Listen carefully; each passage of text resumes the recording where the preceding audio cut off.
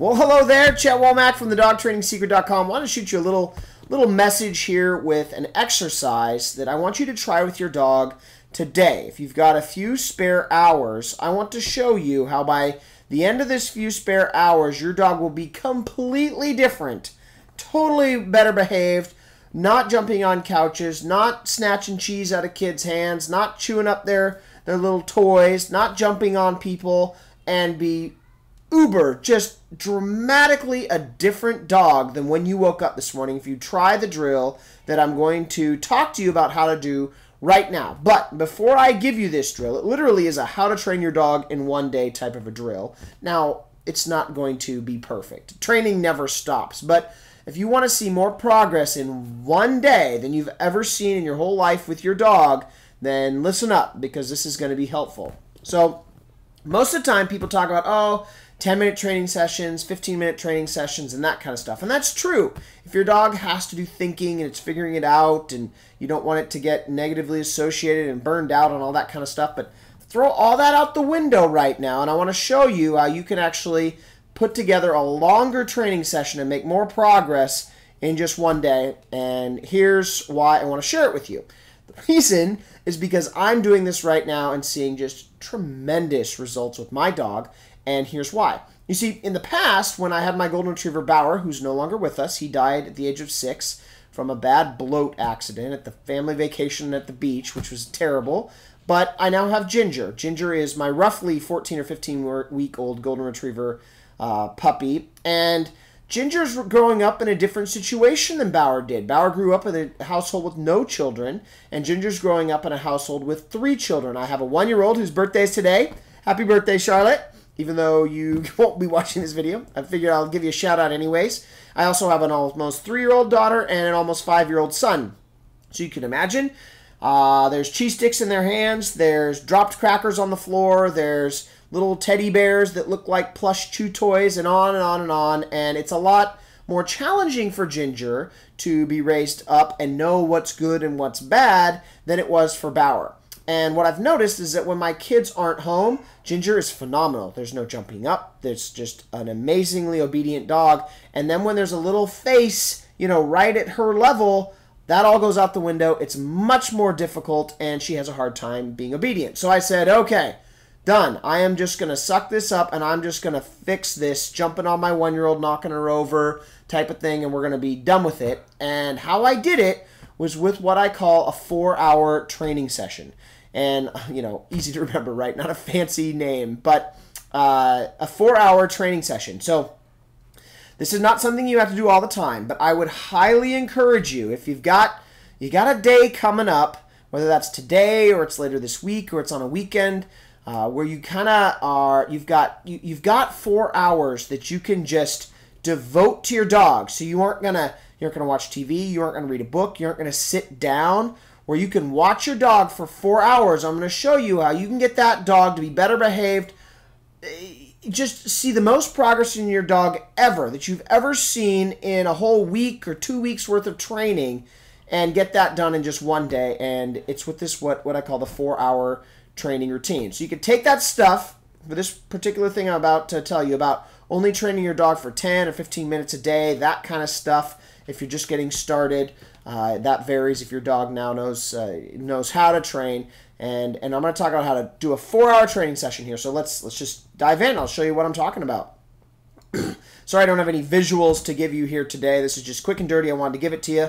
Holidays are busy, and I didn't have time to whip together an amazing video, because this video is shot with chaos in the home. And what I mean is I actually like to have my dog with its highest level of energy, meaning it's been not cooped up. I have property, and I keep my dog outside when I can't be there to give the dog training and keep it safe around the kids, keep the 1-year-old from getting knocked over, and those sorts of things. Excuse me for a sec.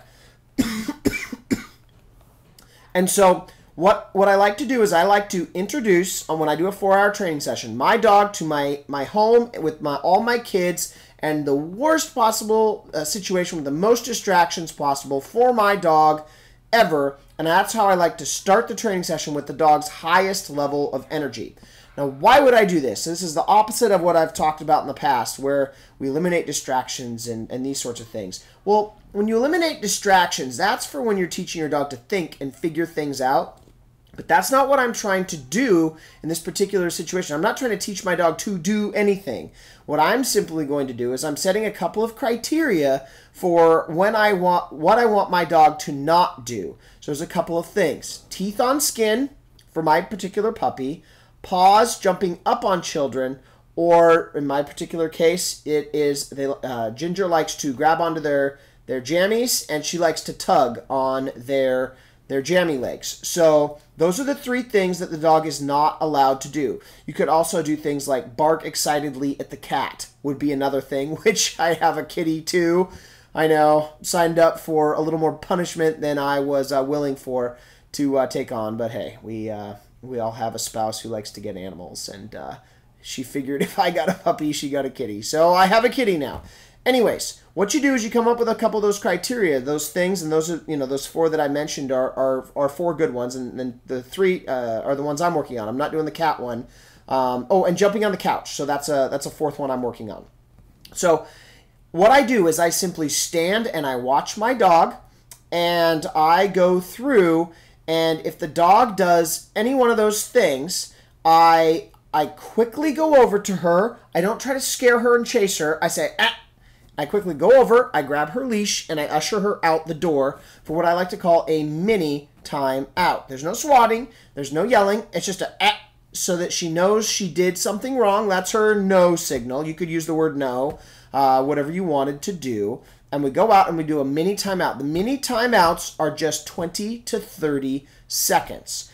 And after that, I let my dog right back in. And she is most likely, in fact, probably 100% of the time, going to immediately go do something bad again, because I've got kids all over with cheese in their hands and these sorts of things, and so she might run up to the first kid who's got a cheese stick in their hand, run up and bite the cheese stick out of their hand, usher her out, and she goes out again.